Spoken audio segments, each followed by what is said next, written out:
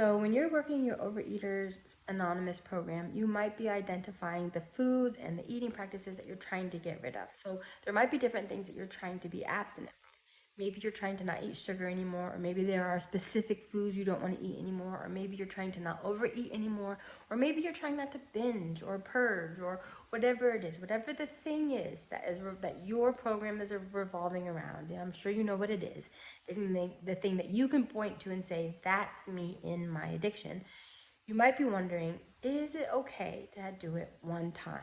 One bite, one serving, one experience, whatever. Is it okay to just do it once? Is there really danger? Can I just have it this one time? So I'm going to tell you a couple different things that are going to answer this question from a few different angles. When I came into the program over 15 years ago, I was struggling with an addiction, a severe sugar addiction. I knew that it was sugar. I could point to every single binge and say it revolved around sugar. My ex-husband would go out of town, and I would immediately go to the grocery store and fill up the cart with ice cream and sugar cereal and cookies, and that's what I would eat for days and days and days, late into the night, all day. My tongue would be sore, and I would just keep eating. And as soon as my indigestion would I would get so sick I'd have to stop eating. But then as soon as my indigestion subsided just enough that I felt like I could shove more food into my body, I'd get back to it. So I had a severe food addiction, especially to sugar. And so anytime that I was trying to work my program, I always pointed at the sugar. I'm like, it's sugar. Sugar's the thing I have to get rid of. When I came into this program over 15 years ago, that was my constant wrestle. At the time, I thought I had to wrestle that out of my life in order to successfully work the steps. But I did actually recognize the physical experience I had, that it really was easier to have none than to just have some. And I realized I don't want just a bite of this thing. I want to gorge on it. I want to gorge. I don't just want to taste it. I don't want to just have some. I want to gorge. I want to binge on it. And so it was just easier for me to have none than it was for me to have some. I've had that experience. I've also had the experience where I would go through periods of time where I wouldn't be eating it. And then as soon as I had that one bite, I'd be back in the food, deep in the food. I'd swear it off again because I'm like, I can't have just a little bit. I have to just never have it. But then over time, as things in my life would start to normalize, or as I got into a place where I was super, super stressful and really started to crave the sugar, I would have another bite, I would have another piece, I would have another serving, and sure enough, finally I'd find myself back into a full-blown binge, just really, really dependent on the sugar. So I found myself in this cycle over and over again where I was just trying to give up sugar again, give up sugar forever, again, and again, and again, until I got to a place where I kind of just gave up. Like, it was just exhausting to try to live that way. And but then I finally hit my very last rock bottom about 4 years ago, almost 4 years ago. And there I was just at a place where I felt like I had done everything. I had tried everything. I'd even tried to do the 12 steps. Like, I had been in and out of a 12-step program forever, trying to do this and trying to figure it out. I just didn't understand it enough. I couldn't do it enough. I didn't have enough power. I didn't have enough, self-control to just do my part so God could just do his part. And so I was feeling really suicidal because I had been holding on to the 12 steps as my way out for a very long time. And then after finally going through the 12 steps, I had done steps 1 through 9 very successfully because they're very checklist oriented. Like, you do this and then you do that and you do that. They were very checklist oriented, and I found that I could do that. I could, at least move through the process of doing the checklist. None of them said to give up the food, but it just said, hey, make a list of these things, tell somebody about that, say this prayer, make another list, do these things. I'm like, this is checklist oriented. I can do that all day long. Then after step 9, I got to step 10. And then it was talking about maintenance steps and living in daily accountability and all of that stuff. And I was like, I can't do that. I don't know how to do this. And it also was talking about how by then probably you already are feeling recovered and stuff. And I was like, I'm not recovered. Like, I don't know how to do 10 and 11 and 12. So I really struggled with that. And so, but there I was. Here I had finally tried to do all 12 steps and got stuck. And I'm like, that's it then. Like, I can't, it's not that I don't believe the 12 steps can do it for me. It just, I can't do it. I can't do my part, and I can't be successful. And then, finally, it was like over a year later that I did hit rock bottom, and I was feeling so hopeless, and I was feeling suicidal because I'm like, I tried the 12 steps, I've tried counseling, I've tried medication. I'm still staying up till 4 o'clock in the morning eating a container of ice cream and watching videos, and I'm destroying my life. I'm destroying my body. I'm destroying my career. I'm destroying my family. I'm hopeless. And I hit rock bottom, and I hit it so hard. And at that point, somebody suggested, why don't you try 12 steps? I'm like, I did 12 steps. I couldn't do it. But I was like, this is life or death. I might as well just try one more time. And so I did go back, and I was prayerful about who to choose as a sponsor. And I ended up choosing a woman who the very first thing she said to me was, I'm not going to police your food. I'm not looking over your shoulder trying to make sure you're eating one way or another. She's like, it's not about the ingredients as much as it is how we eat. It's the overeating thing. It's the gorging. It's the binging. That's what we're aching to do. That's what we have to try to manage in our lives.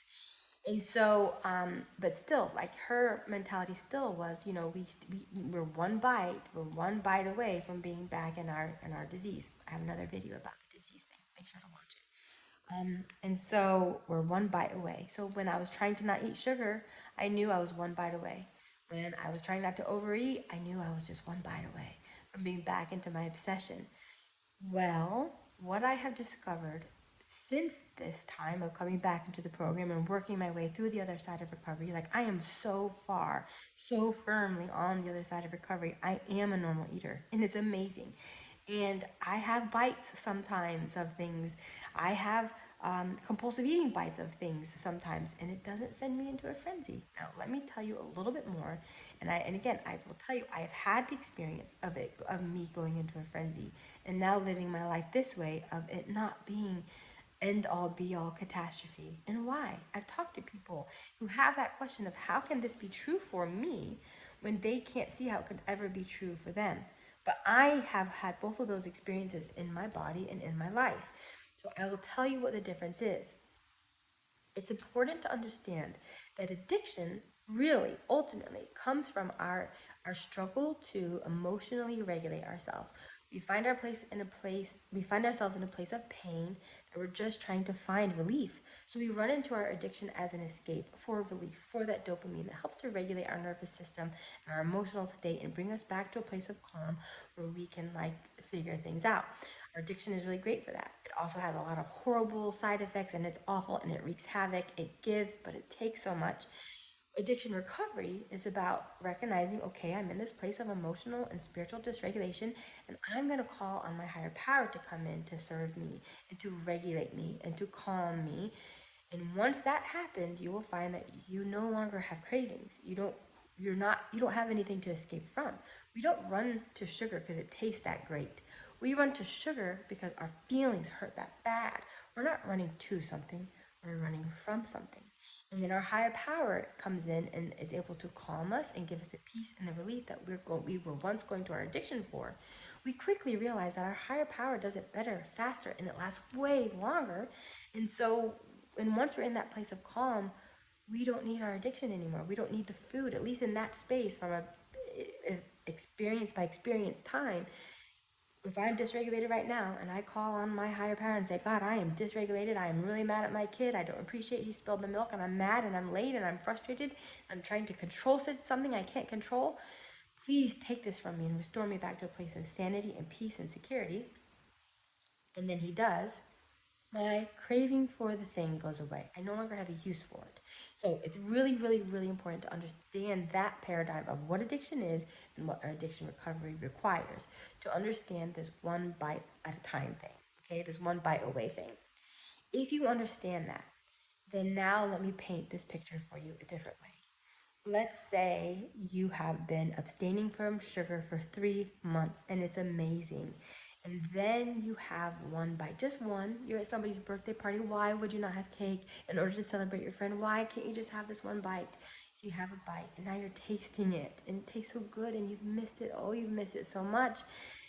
And then your brain starts going, and you're like, I am terrified because I've had a bite. I wasn't supposed to, and it tastes so good. I just want more. So you do have more, and 2 pieces of cake later, you're like, oh no, this like might be a problem. And then you go home that night, and you're like, oh, I really just want ice cream. I didn't have ice cream at the party because I was embarrassed to eat it around other people, but now I really want it. So you go to the store and you get ice cream, and then now you're eating the ice cream. You can see clearly, okay, now you're in the beginning of a binge, and now you have a frenzy, and now you're moving into this.